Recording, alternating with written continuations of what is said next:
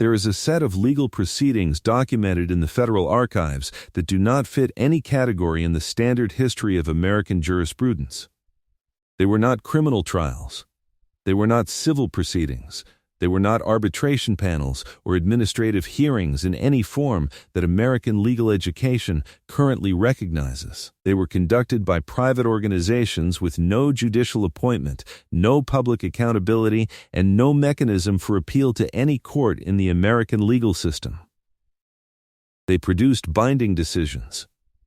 Decisions that determined whether a person could work in their chosen profession, whether a business could continue operating, whether a family could remain in the community where it had lived for generations, whether an individual retained the legal standing to own property, enter contracts, or seek redress through the courts that the Constitution had established to provide those protections.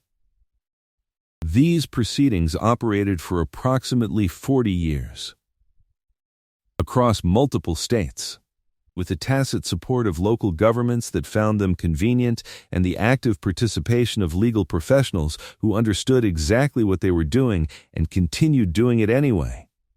And they were shut down, not because anyone challenged their legality in a court that ruled against them, but because the economic conditions that had made them useful to the people who ran them changed, and they were no longer needed. I found this while researching the labor history of the American West during the decades between the end of the Civil War and the beginning of the Progressive Era, trying to understand how the legal framework that was supposed to protect ordinary workers from arbitrary treatment by employers had functioned in practice during a period when the gap between the framework's formal guarantees and its operational reality was at its widest. I expected to find the familiar story. Corrupt local officials, company-owned law enforcement, courts that ruled reliably in favor of property against labor, all of which existed and are thoroughly documented. What I found alongside them was something that the familiar story does not fully capture: a parallel legal system, operating simultaneously with the official one, producing binding outcomes for the same population the official system was supposed to serve, and doing so with a consistency and a thoroughness that the official system, for all its well-documented corruption, could not always match. The official story of American labor law in the post-Civil War period is a story of gradual reform against determined resistance. Workers had few legal protections. Employers had enormous legal latitude. The courts consistently interpreted the law in ways that favored capital over labor. The legal concept of freedom of contract allowed employers to impose any conditions they chose on workers who were technically free to refuse employment. Union organizing was routinely treated as criminal conspiracy. Strike activity was routinely met with injunctions, private security, and in many cases military force. The story is accurate in describing the formal legal environment of the period. What it does not describe is the informal enforcement system that operated alongside the formal one, the system that did not need courts or judges or constitutional authority.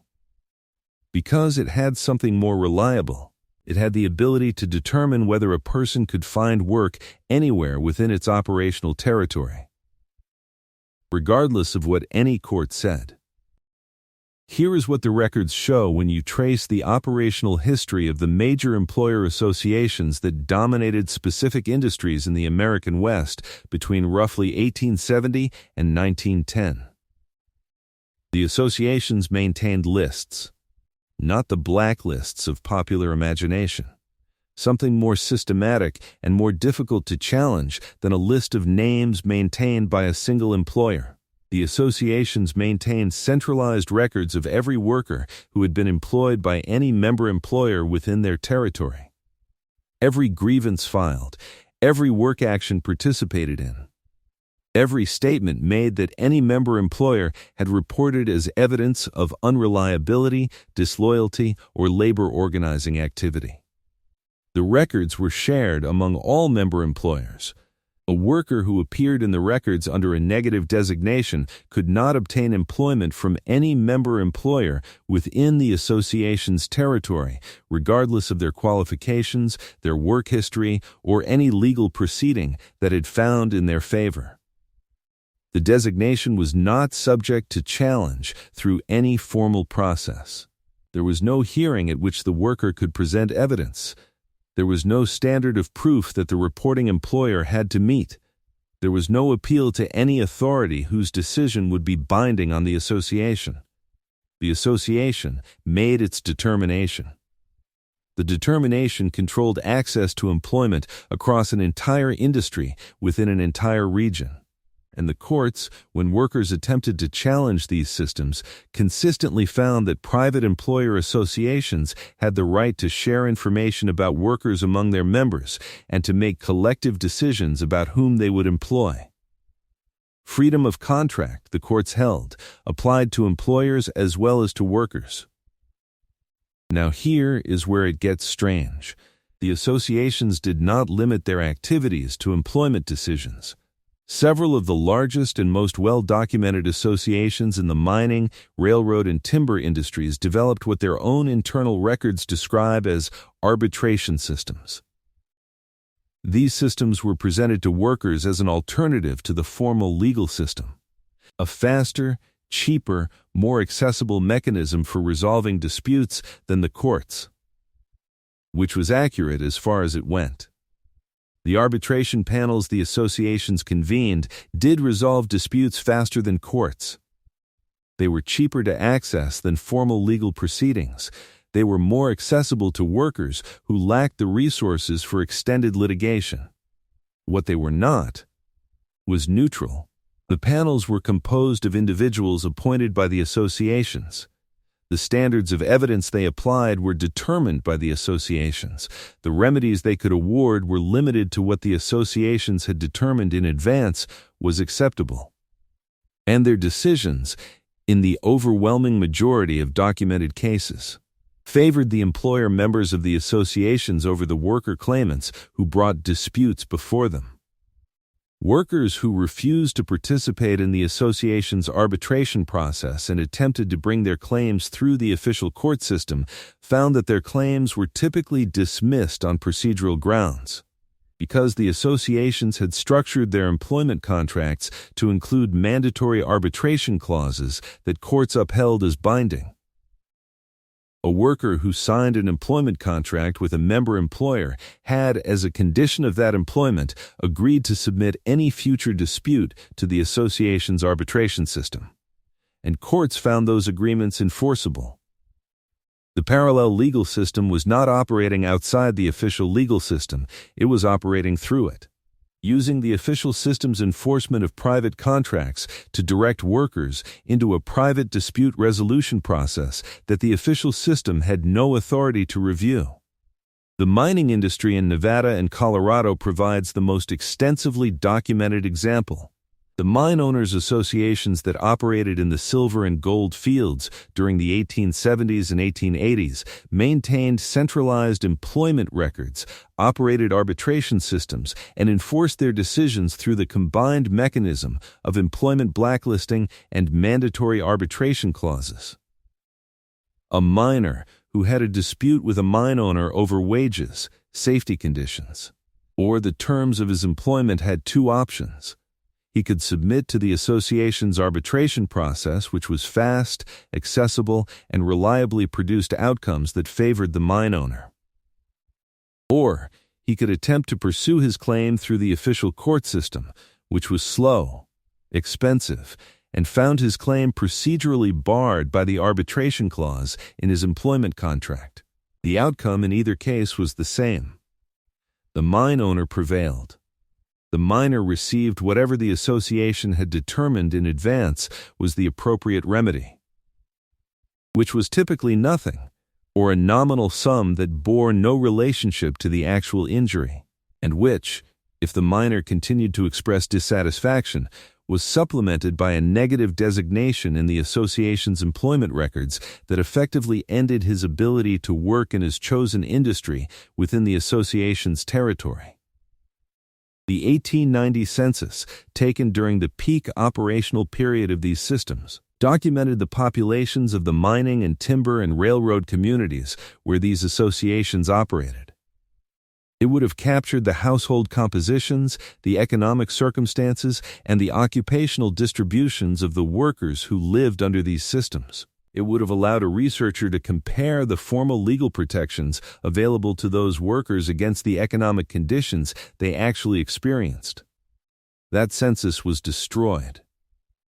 The records of the employer associations themselves survive in fragmentary form in state historical society collections across the American West. The arbitration decisions they produced are not systematically preserved. The employment records they maintained are not publicly accessible.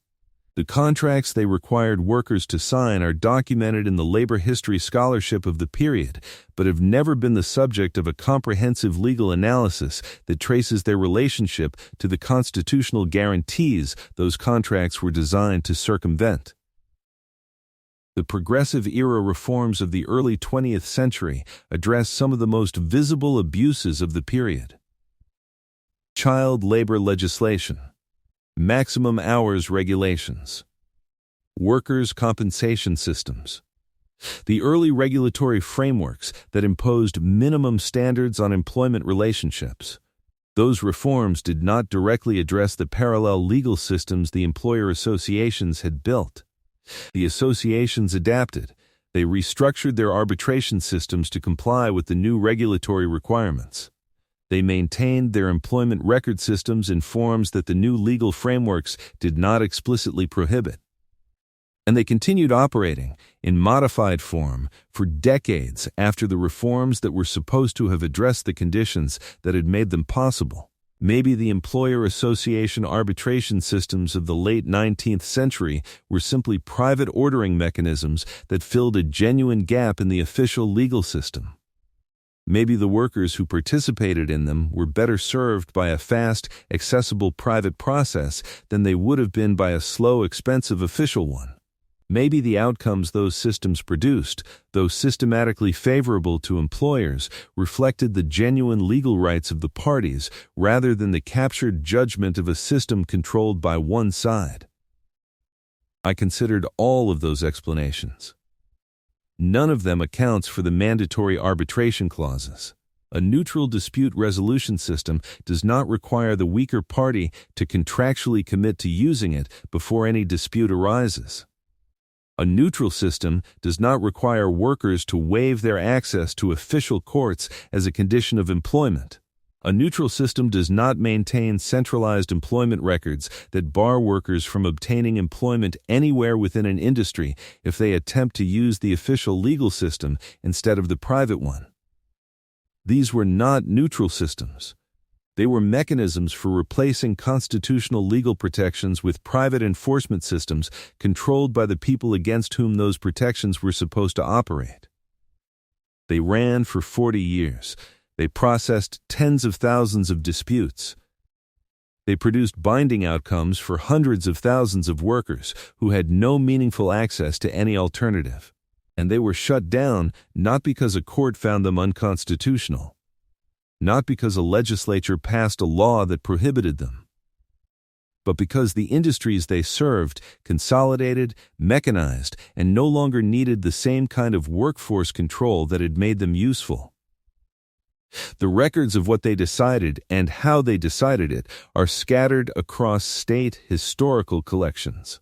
Incomplete, unsystematic, never compiled into a comprehensive account of what a private court system operating for 40 years across multiple states actually did to the people who had no choice but to submit to it.